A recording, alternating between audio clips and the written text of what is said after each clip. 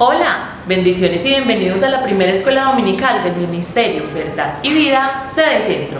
Recuerda que esta transmisión se origina desde la calle 57, número 45115, al frente de la Sala de Velación Villanueva. Estás cordialmente invitado a asistir. Hoy nos acompaña el pastor Javier Montoya con la segunda parte del mensaje titulado La Playlist del Universo, basado en el capítulo 1 del libro de Génesis. Antes de comenzar, prepara tu mente y tu corazón para escuchar este mensaje. Busca un lugar tranquilo donde puedas escuchar sin distracciones y toma nota de los puntos claves de este mensaje. Acompáñame en oración. Buen Señor, el día de hoy venimos a darte gracias por todas las bendiciones que derramaste sobre nuestra vida durante esta semana. Permite que tu Espíritu Santo nos ayude a reflexionar acerca de nuestro actuar, de nuestros sentimientos, de las palabras que salen de nuestra boca, buscando comprender que debemos cambiar en todas esas acciones. Que estemos listos y preparados para tu llegada. Amén. Bendiciones y bienvenidos. Lo honramos de esta manera, Señor, viviendo para ti. Y si estamos fallando, Señor, dínoslo, haznoslo entender. Que en nuestra vida, Señor, no sigan existiendo manchas, oscuridades, para que siempre sigamos alumbrando con el Evangelio. Y como iglesia, Señor, edifícanos en tu palabra y que pueda ser una luz como tú lo has destinado y que podamos reflejar tu imagen y semejanza en todo. En el nombre de Jesús te lo pedimos. Amén. Estamos hablando y hemos tomado ya el libro de Génesis para ir predicando en orden todo lo que es la Escritura. Y estamos acá tratando de mirar lo que es la playlist del universo. Hoy vamos a ver la segunda parte y finalizaríamos con esta parte, lo que es el capítulo 1. El capítulo 1 va precisamente desde el versículo 1 hasta el capítulo 2, versículos del 1 al 3 en el capítulo 2. Vamos a seguir mirando lo que es el día quinto. Creo que ahí es donde retomamos, el día 5 de esta playlist del universo. Y la Escritura nos dice en los versículos 20 al 25 lo siguiente. Primer libro o primer capítulo de Génesis, versículos 20 al 25 dice: dijo Dios: produzcan las aguas seres vivientes y aves que vuelen sobre la tierra en la abierta expansión de los cielos. Y creó Dios los grandes monstruos marinos y todo ser viviente que se mueve, que las aguas produjeron según su género, y toda ave alada según su especie. Y vio Dios que era bueno, y Dios los bendijo diciendo: fructificad y multiplicaos, y llenad las aguas de los mares, y multiplíquense en las aves en la tierra. Y fue la tarde y la mañana el día quinto. Luego dijo Dios: produzca la tierra seres vivientes según su género, bestias y serpientes y animales de la tierra según su especie. Y fue así. E hizo Dios animales de la tierra según su género, y ganado según su género, y todo animal que se arrastra sobre la tierra según su especie, y vio Dios que era bueno. Aquí hay un zoológico que está siendo estrenado, se está colocando allí por primera vez a todos estos seres vivientes. Así que uno puede mirar en lo que hemos estado mirando, que después de arreglar Dios ese desorden del universo, que no es un desorden, sino que poner todo en orden en el sentido de tinieblas reemplazadas por estrellas, tinieblas reemplazadas por los planetas, el caos hecho un orden y las aguas domadas no estaban ya igual juntas, sino separadas, las aguas de los cielos, las aguas de los mares. Dios vio que faltaba algo ya en lo que era la tierra, en lo que eran los mares, faltaba la vida. Y así dijo, que se llene el agua de bichos, de animales, lo mismo que suceda en los aires, que se llenen de animales que vuelen. Y así fue. Es como decir, ¡pum! Y aparecen los peces de todos los tamaños, microscópicos, hasta animales grandísimos en el mar. Y los cielos también tienen esa población de todos los colores, de todos los cantos, de todos los tamaños. Pero dejó claro algo aquí y deja unas reglas. Cada especie debe producirse, o mejor, reproducirse, esa es la palabra correcta. Cada especie debe de reproducirse según su tipo. Ahí es entonces donde viene ya cuando el hombre hace lo que no debe de hacer, y es inventar nuevas versiones por ahí. Y hemos visto que la humanidad ha hecho nuevas razas de animales, ¿sí o no? Bueno, entonces diciendo, a mí no me parece lo que Dios hizo, yo voy a producir también de mi manera. Y es ahí donde aparecen todos estos tipos de animales, porque hacen cruces y ahí es donde resultan las cosas terribles. Vamos a hacer una comparación, es como los hipopótamos que trajo este narcotraficante hace años aquí a Colombia. Ellos pertenecen a un área totalmente diferente y donde están, en esta zona de Antioquia, por allá por Puerto Triunfo, ¿qué ha hecho? Ha dañado la vegetación, ha dañado la cuenca hidrográfica, ha dañado los terrenos por donde pasa por el peso, entonces ha vuelto eso tierras infértiles. Eso en ese sentido de traer animales exóticos de un lugar a otro donde no deben de estar y crean una situación caótica, destruyen. Cuando se inventan y se cruzan estas razas, se crean otros animales que Dios no creó. Y por eso Él dice, según su especie, como Él las haya hecho. Entonces el hombre siempre quiere ir en contra de lo que Dios ha hecho.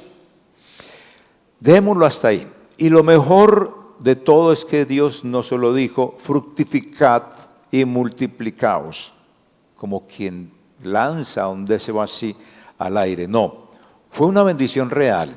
Y fue real porque cada criatura tiene una capacidad y tiene un impulso para poder cumplir esa tarea, para nadar, para volar, para llenar la tierra de vida, que es el lugar que Dios nos ha puesto a dominar como tal.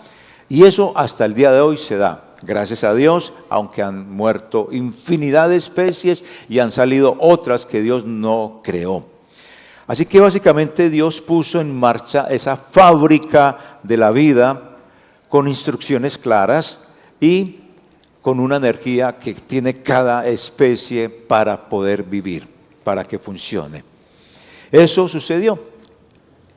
Ahora, podemos decir que ese día fue un día de mucho, mucho trabajo de parte de Dios. Demasiado trabajo, porque puso a la tierra a producir, puso a la tierra la actividad de la fructificación. Así que uno, y lo pienso yo así, en esa oficina de Dios se llenó de acciones, se llenó de bendiciones. Primero Dios se puso a crear todos estos animales terrestres para que estén ahí funcionando como tal. Yo creo que Dios no se puso a hacer un catálogo detallado de cada especie. Solo nos da aquí una idea general de cómo funciona su creación.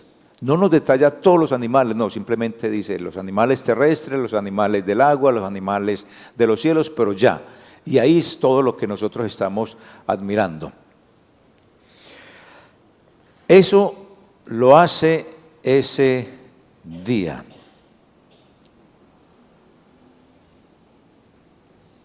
Y vámonos ahora para el día sexto.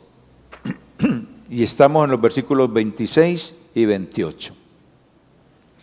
Versículos 26 y 28 nos dice de la siguiente manera: entonces dijo Dios, hagamos al hombre a nuestra imagen, conforme a nuestra semejanza, y señoree en los peces del mar, en las aves de los cielos, en las bestias, en toda la tierra y en todo animal que se arrastra sobre la tierra. Y creó Dios al hombre a su imagen, a imagen de Dios lo creó, varón y hembra los creó. Y los bendijo Dios y les dijo, fructificad y multiplicaos, llenad la tierra y sojuzgarla y señoread en los peces del mar, en las aves de los cielos y en todas las bestias que se mueven sobre la tierra. Aquí entonces podemos ver que hay humanos y ellos son la imagen de Dios y los jefes del mundo. Uno puede pensar acá de la siguiente manera, o por lo menos lo voy a tratar de ver así: humanos VIP, mayordomos del planeta. Porque aquí llega ese momento, llegó acá el momento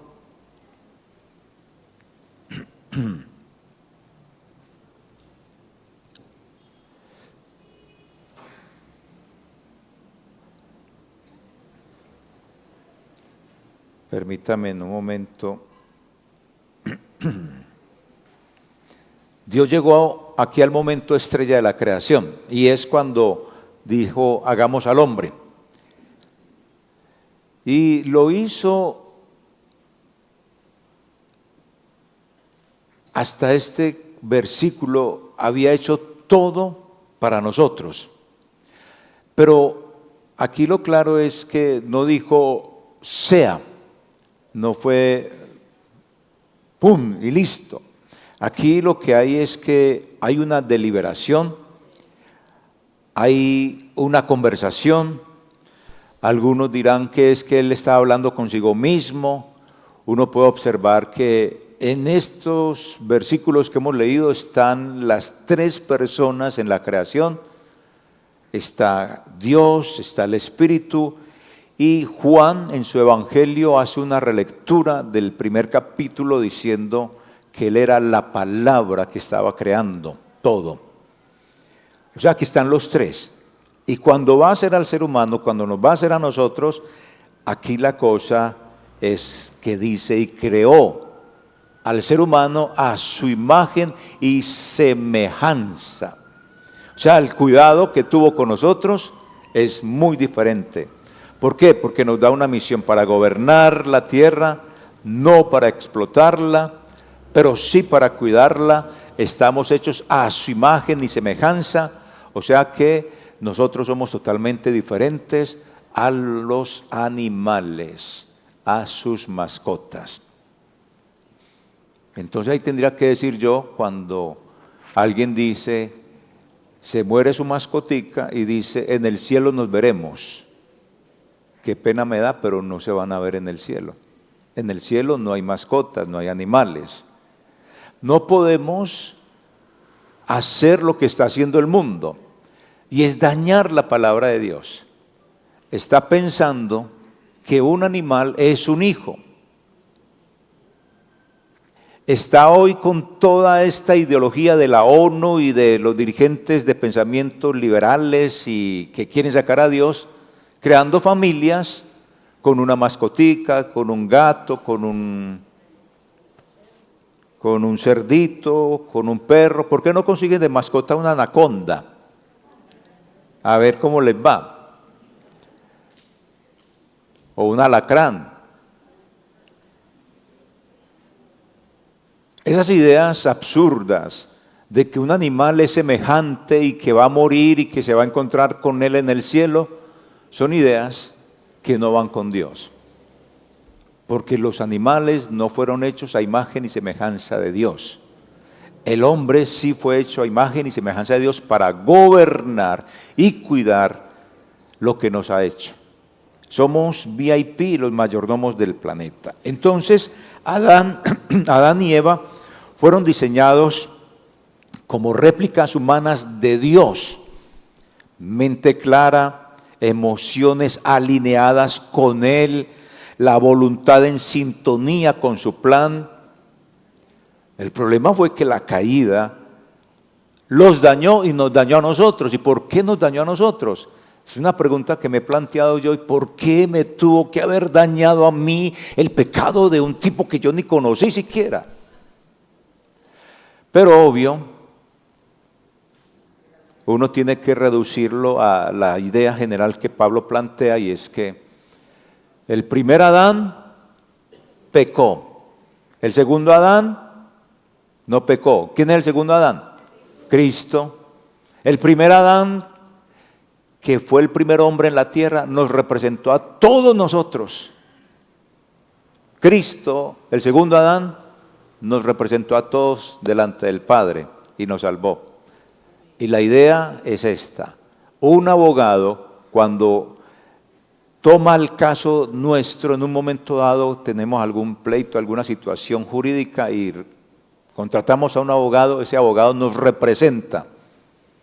Y al representarnos en el proceso, cuando nos representa, si gana, ganamos, si pierde, perdemos. Y eso fue lo que hizo Adán. Él es la representación de todos nosotros. El hombre perdió, nosotros perdimos, y por eso vino Cristo luego. Entonces, esa es la buena noticia.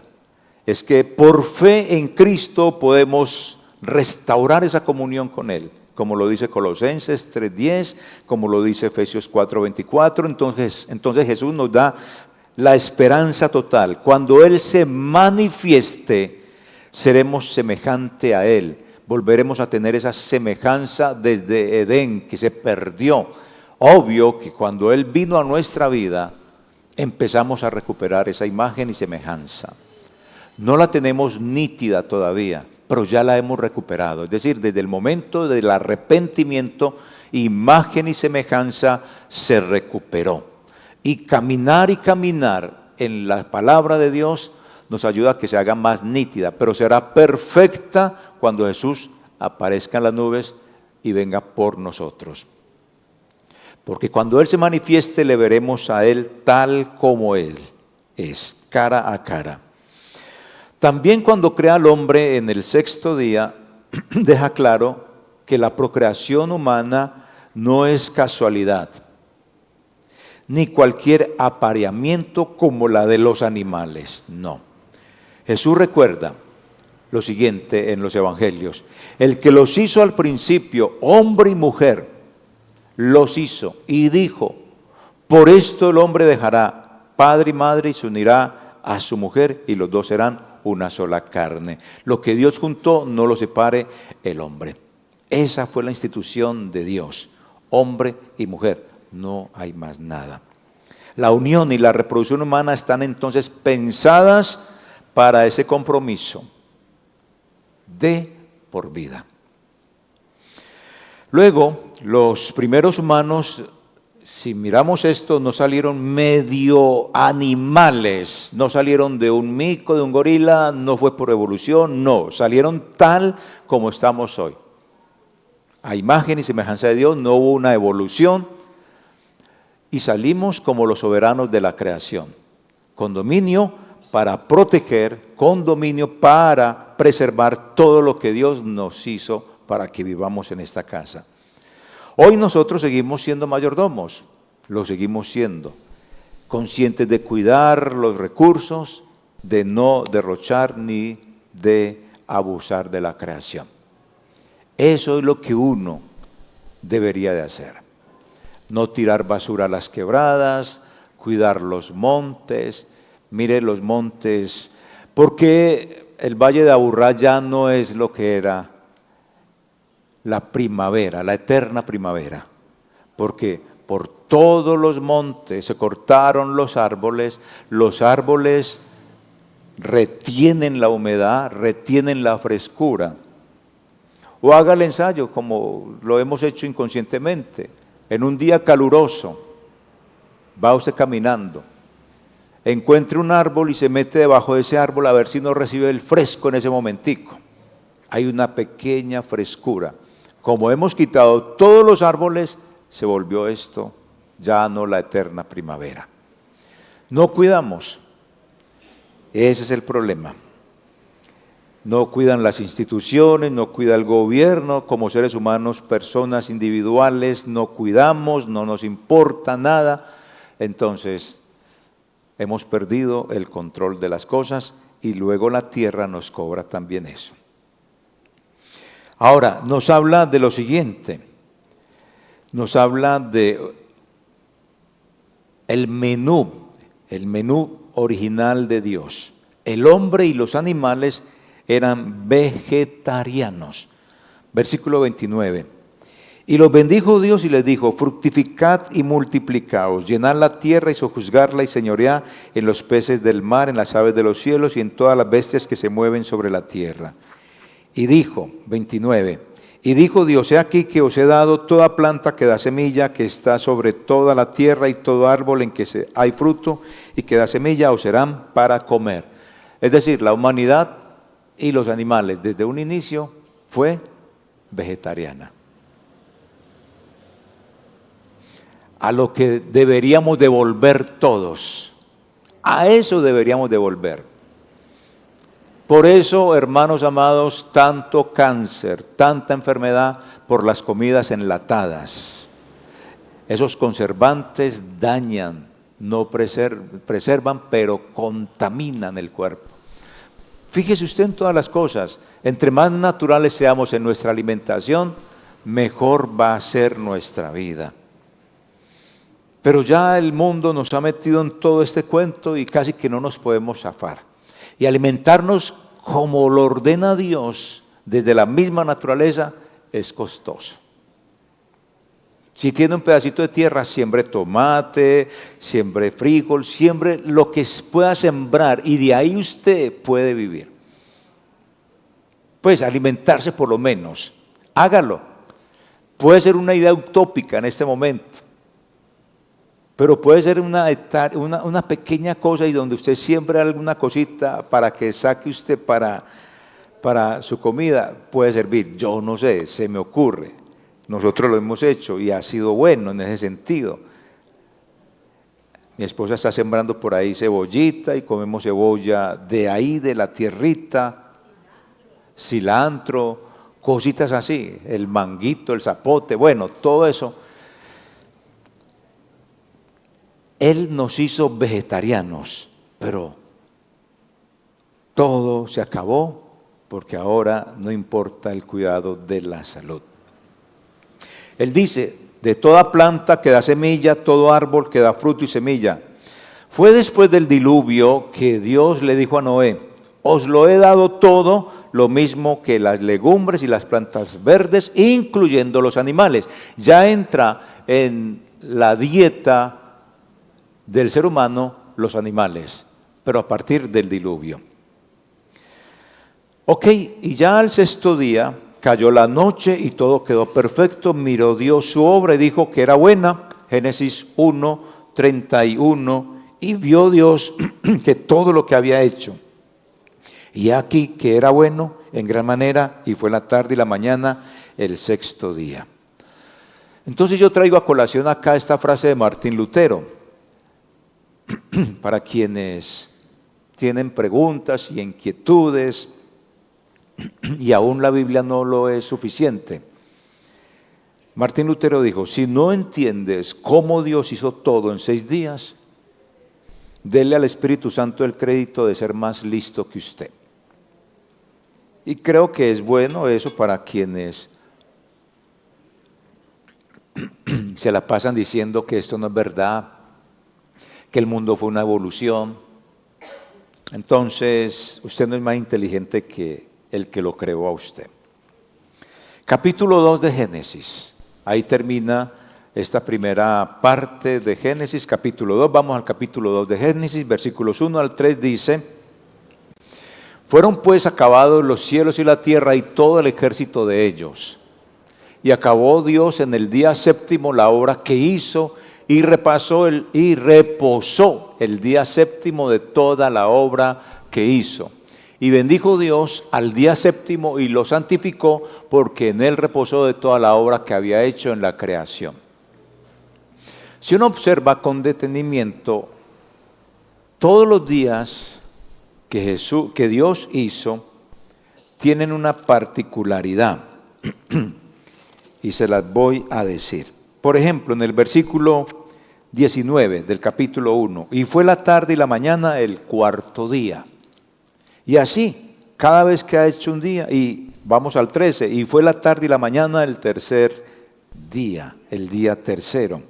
Si vamos al versículo 23, y fue la tarde y la mañana el día quinto.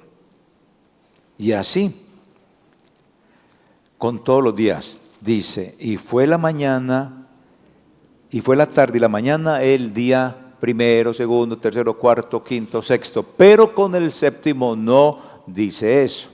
Volvamos a leerlo. Fueron pues acabados los cielos y la tierra y todo el ejército de ellos.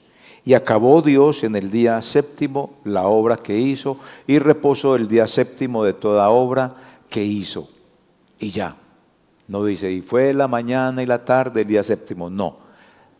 No hay cronología. Eso es importante. Porque este día es el día para descansar. Es el día de descanso para adorar. No me lo ubique como sábado. Se dice Shabbat, descanso Shabbat, pero no es sábado, no traduce sábado, traduce descanso, traduce de reposo, pero no traduce sábado. Lo que pasa es que como dicen que es el séptimo día, calendario de los judíos, primer día no era el lunes, segundo día no era el martes, segundo día no era miércoles. Miércoles, lunes, jueves, viernes es el calendario greco-romano nuestro, pero el de ellos era muy diferente, era primer día, segundo día, tercer día, cuarto día, quinto día, sexto día, séptimo día. Pero casualmente el séptimo día cae dentro de nuestro calendario el día sábado, pero yo no lo puedo relacionar como si fuera el sábado. Por eso es que dicen los que no conocen esto, que el Sabbat es el día sábado. No, no es así. El Sabbat es descanso y no cae sábado. Para que tengamos muy presente eso. El calendario de los judíos era primer día, segundo día, tercer día. Muy diferente a nuestro calendario. Que cae un sábado y algunos lo fuerzan para que el sábado sea el Sabbat, el descanso. Ya eso hace parte de los que dicen ser así, pero eso no lo dice la Escritura. Vamos a mirar esta ilustración. La creación fue como una gran sinfonía, como les dije, la playlist. El caos inicial surgió, estaba, pero de ahí surgió lo perfecto. Cada día Dios añadió una nueva melodía, si podemos decirlo así, y declaró que todo era bueno. El sexto día llegó el clímax con la creación del ser humano, hecho a imagen y semejanza. Pero yo estaba pensando, ¿qué era eso? Pero estudiando el texto yo me encuentro con otra cosa diferente. Sí, es cierto que el hombre es la corona de la creación de Dios, porque lo puso a dominar, a controlar la tierra, a que gobierne lo que Él hizo. Dios hizo eso para nosotros y lo debemos de entregar bien a Él. Pero la verdad es que cuando llego a este versículo, y fueron pues acabados los cielos y la tierra y todo el ejército de ellos, y acabó Dios en el séptimo día la obra que hizo, y dice, y reposó el séptimo día de toda la obra que hizo. Eso tiene un peso importante en esto. Y bendijo Dios al séptimo día y lo santificó, porque en él reposó de toda la obra que había hecho en la creación. O sea, el sujeto principal acá es Dios. Entonces, el sexto día llegó y Dios creó al hombre, el clímax con la creación del ser humano para ponerlo al frente de toda la creación, hecho a su imagen y semejanza. Pero el verdadero final de la sintonía de esta playlist del universo no fue el hombre, sino el descanso.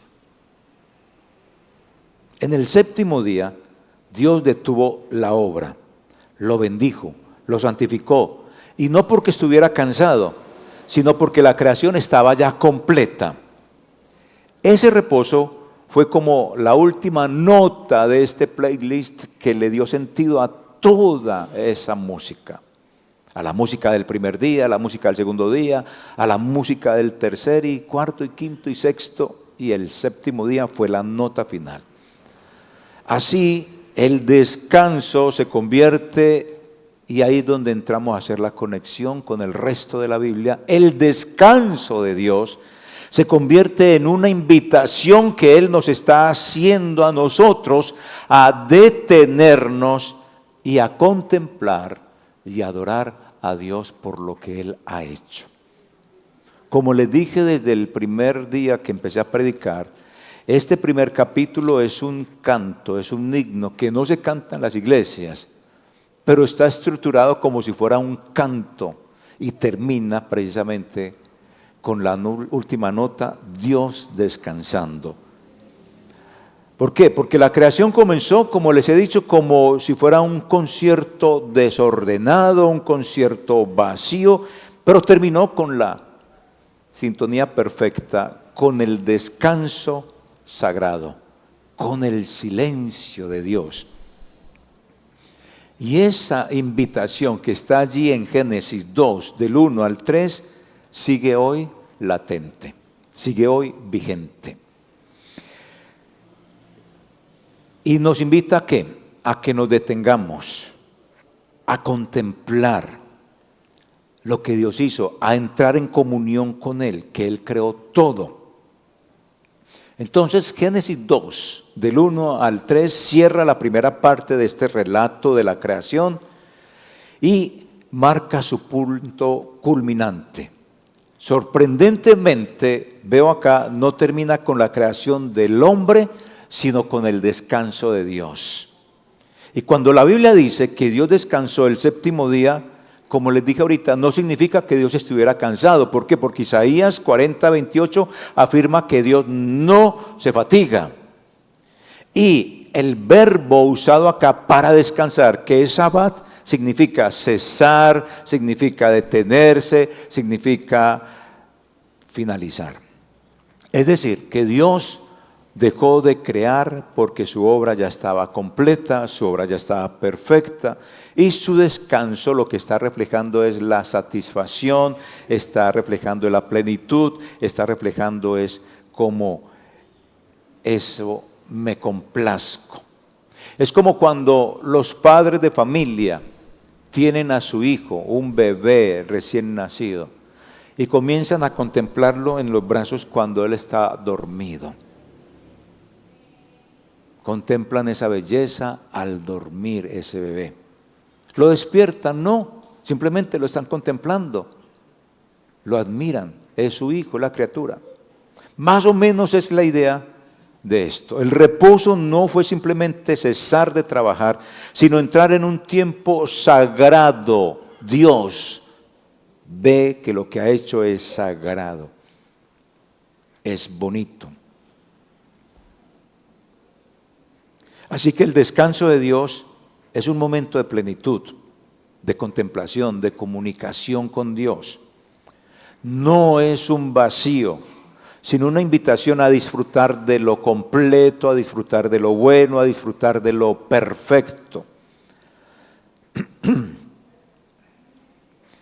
Y como les dije ahorita, el detalle curioso, como los otros días que dicen en el séptimo día, no dice como dicen los otros, y fue la mañana y la tarde del sexto día, y fue la mañana y la tarde del 1, 2, 3, cuarto, quinto, sexto día. Con el séptimo no dice eso.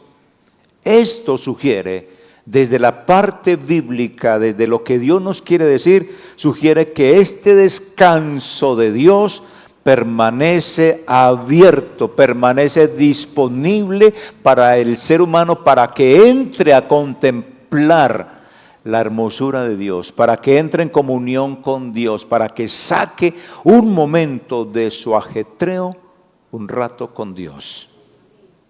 Si Dios estableció un ritmo, 6 días de trabajo y 1 de reposo, el clima de la creación no es producir más, sino detenernos en comunión con Dios, a vivir en comunión con Dios.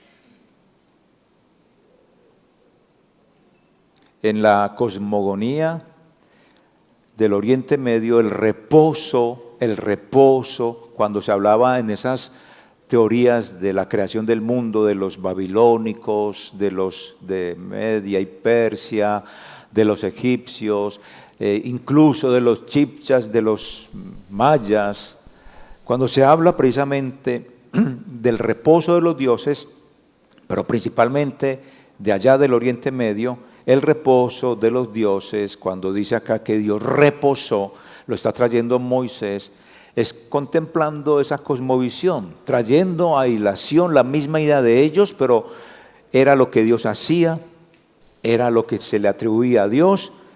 ¿Qué significaba ese reposo?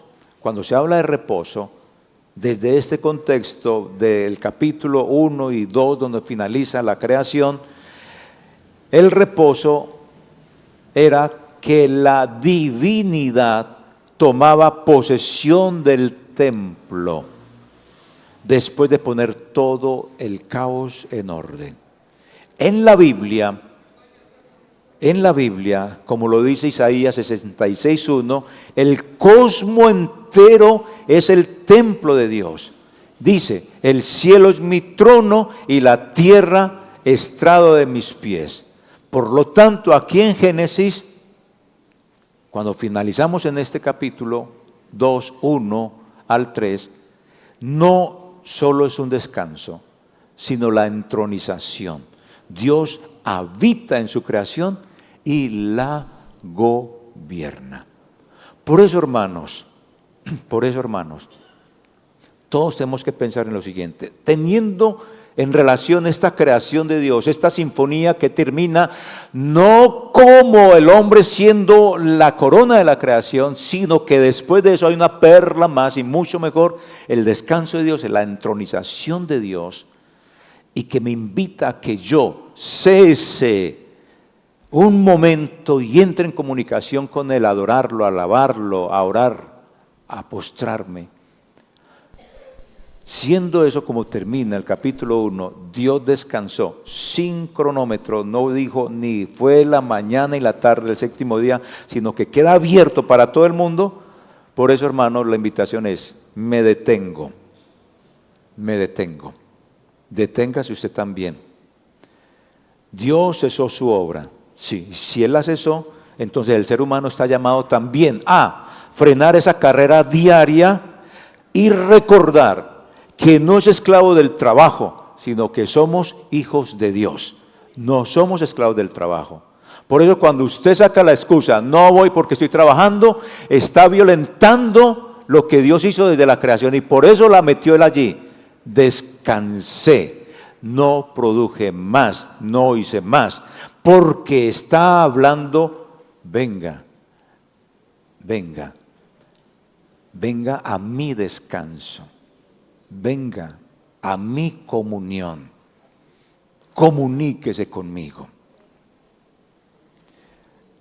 Me detengo porque Dios cesó su obra, porque yo también estoy llamado a frenar mi carrera diaria y a recordar que no soy un esclavo sino hijo de Dios, y porque por allá en Éxodo le dijo a su pueblo, acuérdate del día de reposo para santificarlo, es decir, entra en comunión conmigo.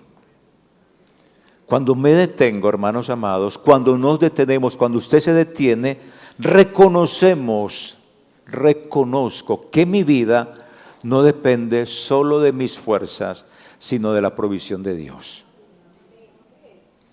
Por eso, frente a este pasaje, que es un himno maravilloso, no solo me detengo, también hago otras cosas. Y vamos a poner esta ilustración. Es como cuando vamos en un carro a toda velocidad y de pronto se enciende la luz en el tablero. Así me ha pasado a mí. Entonces, en este caso, revisar el motor, supongamos. Uno puede ignorar esa alerta que le apareció ahí la figurita, revisa el motor y siga. Pero tarde o temprano el auto se le va a detener, porque usted no hizo lo que tenía que hacer y era revisar el motor cuando le apareció la alarma. Detenerse en ese momento, aunque parezca una pérdida de tiempo, en realidad es lo que permite que ese carro siga andando. Y así pasa con nosotros, hermanos. Si nunca nos detenemos delante de Dios, nuestro corazón se va a desgastar. El día de reposo, esa comunión con el Señor, es esa pausa que Dios nos recuerda que no somos máquinas de producción, sino que somos hijos que dependemos de esa provisión y del cuidado que Él tiene. Piénselo pues entonces en esto de me detengo. ¿Se está deteniendo o no se está deteniendo? Si no lo está haciendo, empiece a partir de ahora a detenerse como lo hizo Dios. Segundo, ¿qué me invita este pasaje a hacer? Este pasaje me invita a contemplar. Contemplo. ¿Qué contemplo? El descanso fue bendecido y santificado. Eso tiene un propósito especial.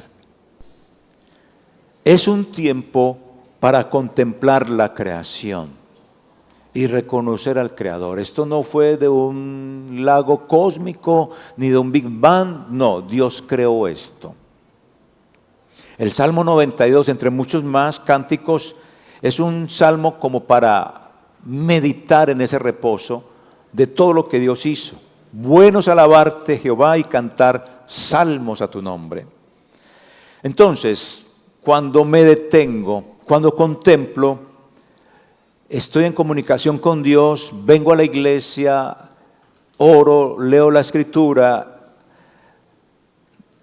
El reposo, la comunión con Dios no se trata de no hacer nada, no se trata de no hacer nada, sino de abrir los ojos.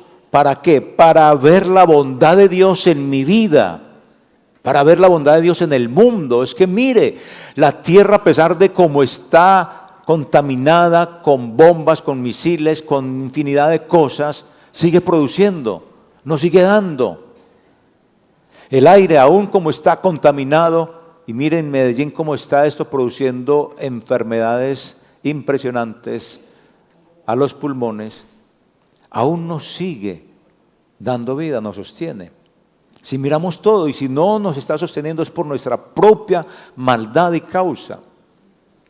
Entonces el descanso no significa inactividad, sino equilibrio. Y lo voy a poner de esta manera. Es como cuando hacemos un ejercicio de piernas. Mientras la pierna derecha trabaja, la izquierda descansa. Luego, al cambiar, la que descansaba entra en acción y la otra se recupera. No se trata de detenerse por completo, sino de alternar y entrar en esa armonía. Así es el día de reposo que Dios nos enseña, un tiempo en el que, sin que todo, es un tiempo en el que, sin que todo se detenga, aprendamos a reconocer su bondad y a recargarnos en Él. ¿Cuándo usted y yo nos estamos recargando, hermanos? ¿Cuándo nos estamos recargando? Cuando oramos, cuando leemos la palabra de Dios, cuando venimos a estos ejercicios espirituales como es el ayuno, la vigilia, cuando nos reunimos en grupo y oramos los unos por los otros, u oramos congregacionalmente y Dios nos ministra, nos recargamos. Pero ahí está la disculpa de muchos, es que no puedo, estoy trabajando, y nos saca el espacio. Por esto, hermanos amados, entonces, viendo todo esto, me detengo, porque Dios también se detuvo. Y si veo la alarma en el carro, revísela. Vea la alarma en su corazón. Se detuvo Dios. ¿Qué hay? ¿Por qué no se detiene también? Contemplo. Es que Dios bendijo ese día, lo contempló, dijo todo es perfecto. ¿Por qué no entonces tomar la Biblia y como dice allí en el Salmo 92, bueno es alabarte Jehová y cantar salmos a tu nombre? No es inactividad el que usted venga a la iglesia, no crea que es que está perdiendo el tiempo. No, al contrario, nos estamos recargando de lo que necesitamos, no es perder el tiempo. Por esto, finalmente entonces adoro. Me detengo, contemplo y adoro finalmente. El descanso de Dios es una invitación a la adoración. Jesús enseñó, el descanso fue hecho por causa del hombre y no el hombre por causa del descanso. Marcos 2:27. Y nuestras Biblias lo traducen como si fuera sábado. No, el sabbat, el descanso. El descanso entonces tiene un fin relacional. Yo me relaciono más, profundizo más con el Señor, como ese amigo intenso que está llamando y llamando y llamando, como esa esposa intensa o ese esposo intenso que llame. Volvámonos así con Dios, intensos. El descanso no es una carga, ni una lista de reglas, no, es, digámoslo así, el jardín del tiempo, diseñada para que nosotros los humanos podamos encontrarnos con Dios. Y lo es todo, me detengo y adoro. ¿Por qué? Porque el descanso va a tener una relectura un poco diferente a lo largo de la Escritura. ¿Y qué dice Hebreos 4, del 9 al 11? Dice que el descanso definitivo se encuentra en Cristo, en quien hallamos paz y comunión eterna. Y luego en Apocalipsis nos dice la adoración al Creador, se retoma allí.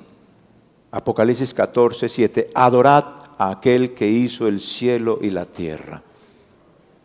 Une Génesis, Apocalipsis con adorar y une Génesis, descanso, contemplación, con la obra redentora de Jesús. Va a tener una relectura en el Nuevo Testamento. El descanso es salvación.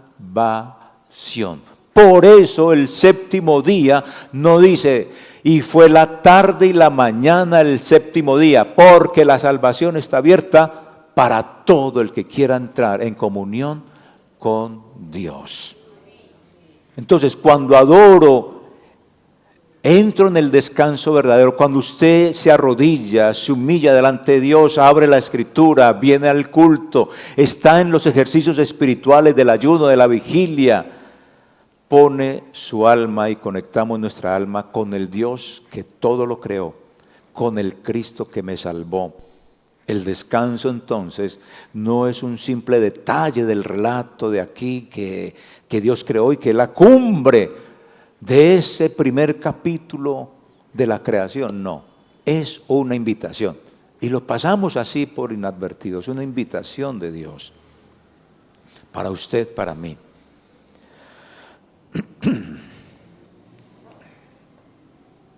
Piense en los niños cuando juegan.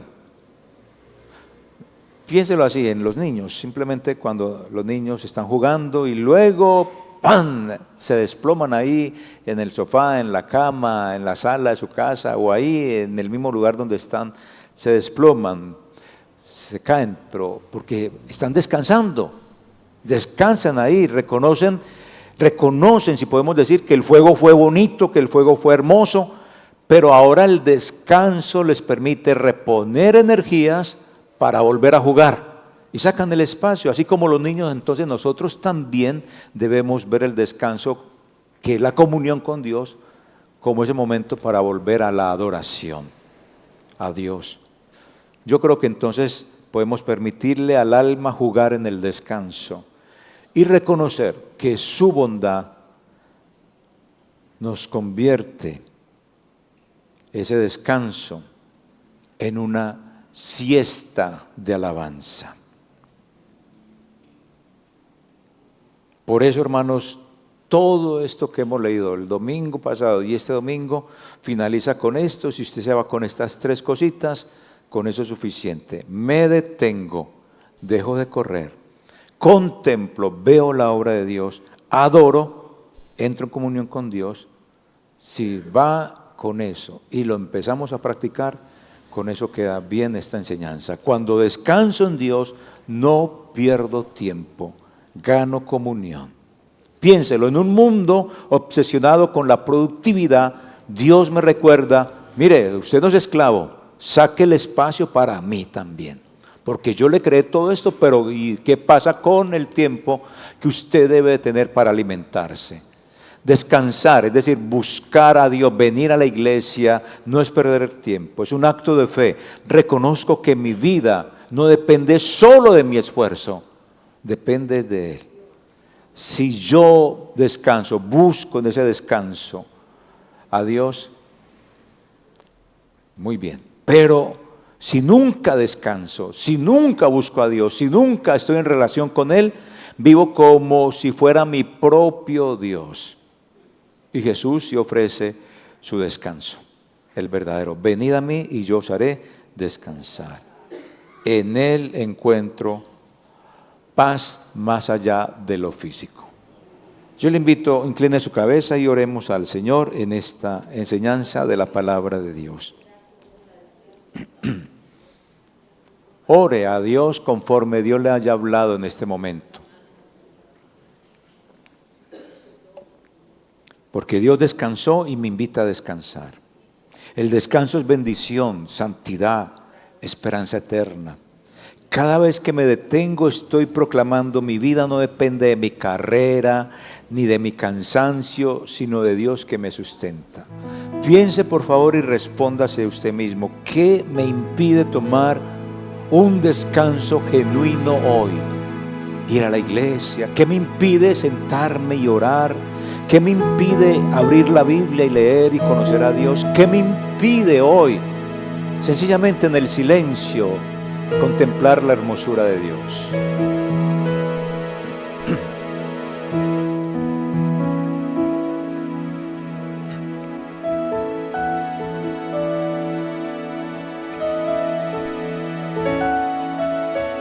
La siguiente pregunta: ¿cómo podría usted transformar su tiempo de descanso en una práctica espiritual?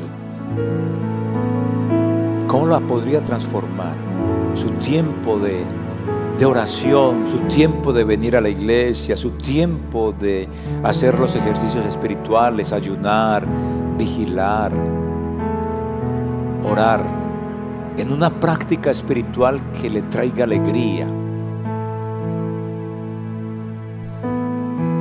Deja de hacer algo, pero empieza a hacer lo otro. El descanso no es dejar de hacer nada. Mientras una pierna descansa, la otra hace el ejercicio. ¿Cómo entonces podría transformar su tiempo de oración para que sea una práctica espiritual que a usted le satisfaga?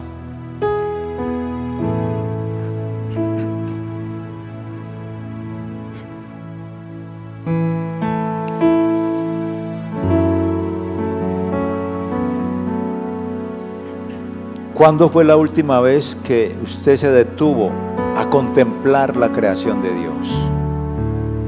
¿Cuándo fue esa última vez que usted se detuvo a contemplar la grandeza de la creación de Dios? Su hijo, el pan que aparece en la mesa, el sol que no deja de aparecer, el aire, las frutas, las verduras de la tierra, el agua que nos da vida. ¿Cuándo nos pusimos a contemplar por última vez todo lo que Dios hizo para nosotros en este descanso?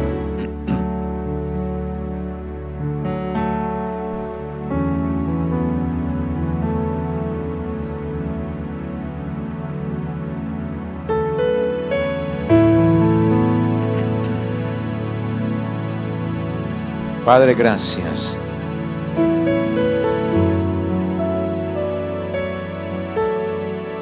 Mi vida se parece a una mesa servida por Dios. Él ya puso el mantel, preparó la comida y me reservó un lugar. Pero yo decido, voy a sentarme y disfrutar de lo que Él preparó en gratitud y confianza. o me quedaré corriendo fuera de la casa, comiendo migajas, agotado y vacío. Porque el descanso de Dios es como esa mesa, me invita a detenerme, a contemplar y adorar. Me detengo, contemplo y adoro. Y solo cuando yo estoy allí, detenido, contemplando y adorando, dejo de correr, reconozco quién soy y experimentamos el descanso de Dios. Ahí nos recargamos en Cristo Jesús. Gracias, Padre. Gracias, Señor Dios. Gracias, Padre, porque adorar es como enchufar un celular al cargador. Durante el día el celular funciona, pero mientras más lo usamos, más rápido se descarga. Si nunca lo conectamos a la corriente, tarde o temprano se apaga. Así también nosotros podemos correr, trabajar y esforzarnos, pero si no nos conectamos con Dios en adoración, nuestra alma se agota. El descanso que Dios nos da en Cristo es como esa corriente de vida. Cuando adoramos no solo recuperamos fuerzas, sino que experimentamos comunión con el Creador que nos sostiene. Padre, te doy gracias en el nombre de Cristo Jesús por esta palabra que nos permites entender y predicar, pero sobre todo que pongamos en práctica. En el nombre de Cristo Jesús. Amén. Mis hermanos, Dios los bendiga.